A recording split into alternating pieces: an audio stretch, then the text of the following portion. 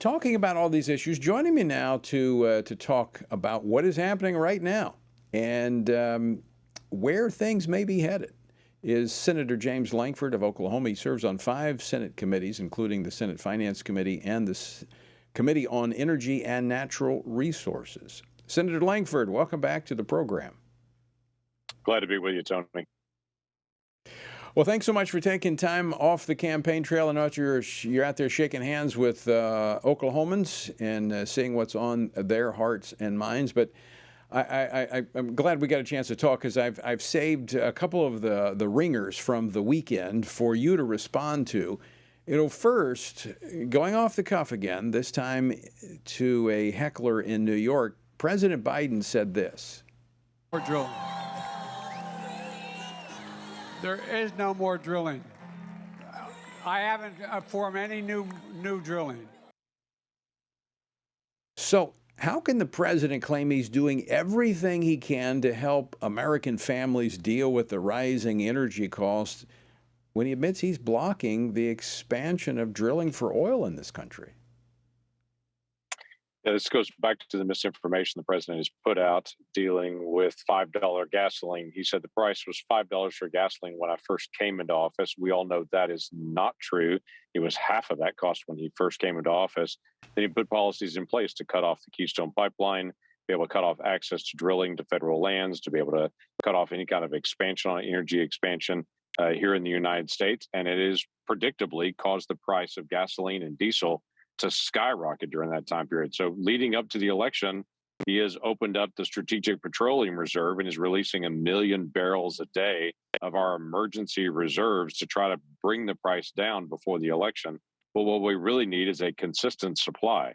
So, and the president knows that. So he's run off to Saudi Arabia to try to get them to drill more and is mad at OPEC that they're cutting back. The real solution long term is more drilling here in the United States, more American energy production.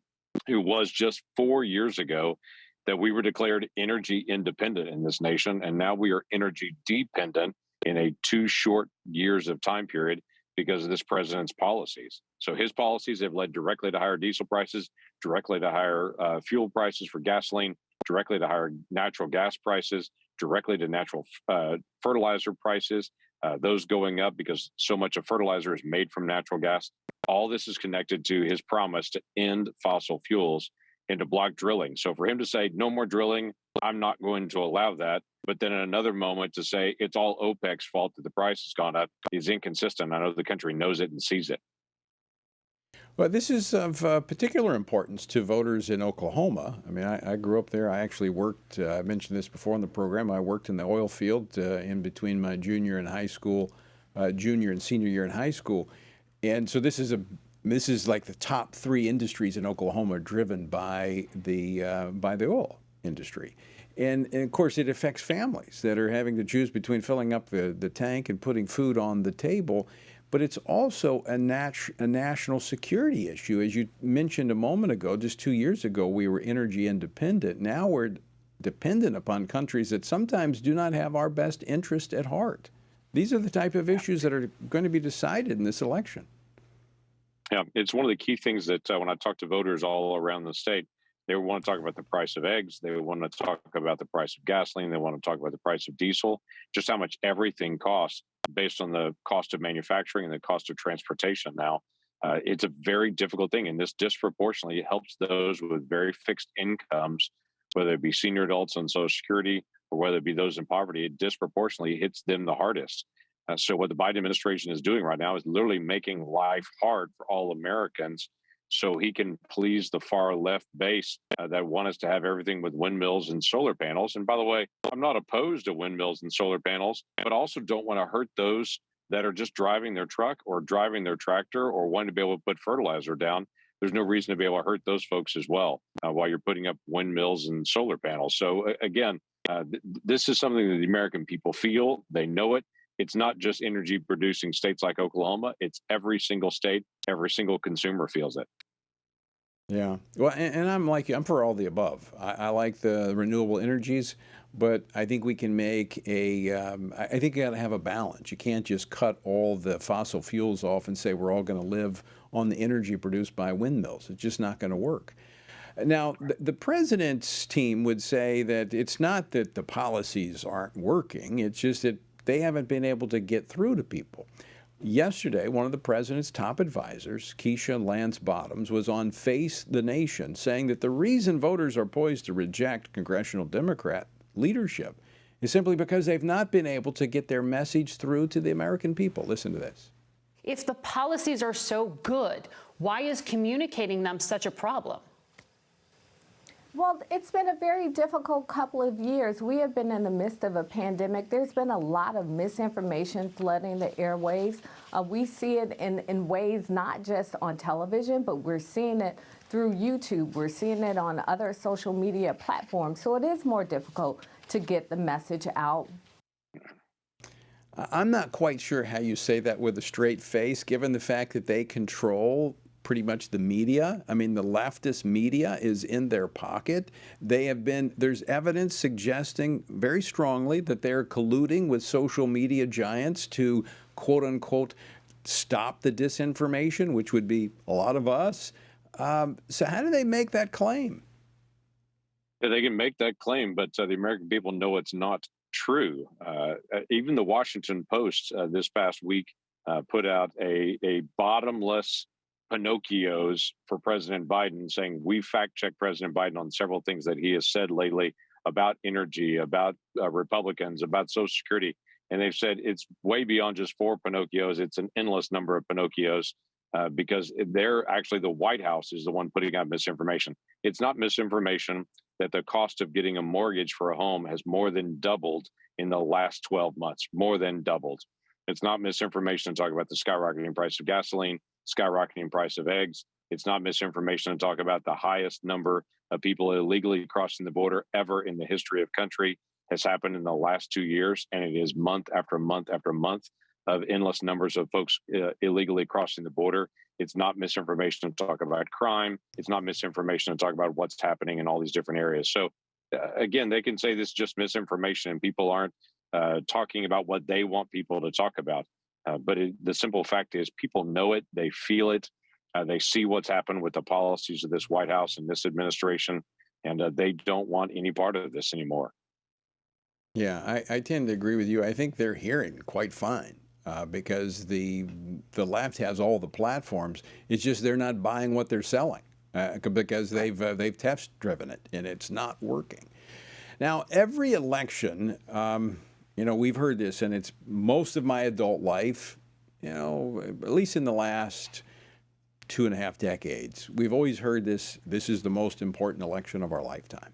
And I agree with that. I actually say it, but I agree with it because I think elections are not necessarily anymore about even party politics, personalities. It's more about worldview. Which worldview is going to determine the direction of our country?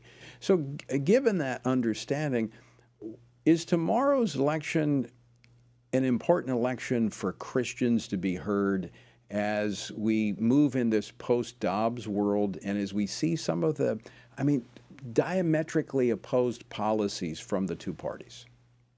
Yeah, it is exceptionally important election to be able to engage for those of us from a biblical worldview, because the left is making this about an election, about saying this is about expanding abortion or about protecting the lives of children. We know very clearly, we're very passionate about the life of every single child, and the left is saying that those folks that are over there on that side, as they say, those are folks that are trying to take rights away from women. We're actually trying to be able to speak out for the value of every single child. So while they're driving this key message for them is to say Republicans are mean and that they're trying to take rights away from people, we're actually trying to protect the rights of every single person, including that child in the womb, which we consider precious, not disposable. So it is incredibly important to be able to make clear what our views are about the value of life. It's also incredibly important to be able to speak out about the value of those that are in poverty, that we don't want this giant inflation being imposed on people in poverty. We don't want high gas prices on people that are in poverty. We have a great value for the worth of every single person and to be able to help those who are really struggling at this point. And they don't need more government handouts. They need the government to stop raising their prices for everything, and so they can actually afford to be able to buy a house, afford to be able to buy a car, or drive a car once they're able to be able to get it. And so all these things are very, very important that we speak out on. on education, on life, on inflation, on crime. These are things that also have a biblical perspective as well as a cultural issue on it. And I think we need to be able to continue to speak out on those things and make it clear, not only in our own personal vote, but our challenge to other people on how they vote as well, to be able to say, hey, consider our values and our morals when we actually vote.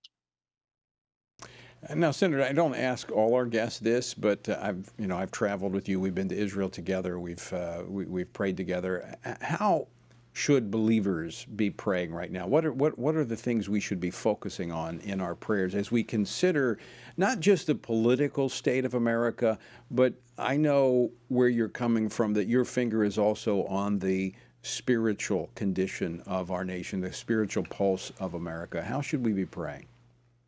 So obviously, pray for leaders, elected officials, pray for the country as well, as we're actually choosing our leaders as well, but also pray God's wisdom on pastors and churches and individuals to be able to see what God is doing in our lives and in our church and what our responsibility is. As I read through the Old Testament, 36 of the 39 books of the Old Testament were written to, by, or about a political leader. And it was very obvious that God was speaking to the nation through government as well, and what was happening, and trying to awaken people to be able to call to prayer, to be able to call to repentance, whatever it may be, based on what they see in culture. We certainly see a culture right now that is not encouraging of those of us that live by faith. So to be able to ask God to give wisdom to churches and church leaders to be able to say, let's look at culture and to be able to respond to that, but also for people to be able to be engaged and not to be able to sit back. So wisdom for leaders, wisdom for the nation, awakening for the nation, not just based on an election, because we can't see people elected and say our job is done. As you say all the time, pray, vote, stand. It's not enough just to be able to vote and say the job is done. We need to pray, and we need to stand up for what is right. That becomes a key issue for us, not just on election day, but every single day as well. Yeah, so true. I mean, I think our elections are just trying to get us policies that allow the church to do its work and to share the faith, live out its faith, because that's what changes a culture. It's the biblical truth that people live out day in and day out. But we've got to have policies that respect the right to do that. But last question I have for you, Senator Lankford, before I let you go, is the election tomorrow. We're going to track it. We're going to watch it. But right after the election, Congress is going to come back in for a lame duck session of Congress. And this is one I'm very concerned about. What should we be watching for? Yeah, I'm very concerned about this as well, because I believe, based on where polling is right now, and we'll see again in the next 36 hours, results come back from the election. And when it's done, if the Republicans retake the House and the Senate, Speaker Pelosi and Majority Leader Schumer will know they only have power for 6 more weeks at that point. So they're going to try to cram it as much as they can. In the Senate, I would see Leader Schumer trying to be able to cram in as many liberal judges as he can during this time period. He wants to do a national defense authorization, but he also wants to do 12 appropriation bills. These are the largest spending bills that actually happen in government. He's talked about legalizing marijuana nationwide during this time period. He's got all kinds of different plans that he wants to try to cram in into the final weeks. So we fully expect from November the 14th until January the 3rd, when the transition actually occurs, that Schumer is going to try to keep us in session for a very long time and get as much as he can done while he still has control of the levers of power. So we need to be praying for us as leaders to be able to be wise in how we can manage that time as well, how to be able to speak back and to be able to slow down some of their agenda, and then to be well prepared to be able to take leadership in January. Yeah, I think it's going to be a very, very dangerous couple of months, quite frankly. Senator James Lankford, always great to talk with you. Thanks so much for taking time out on this Monday to join us. You bet. Glad to be able to do it. Everybody pray, vote, stand. Keep going.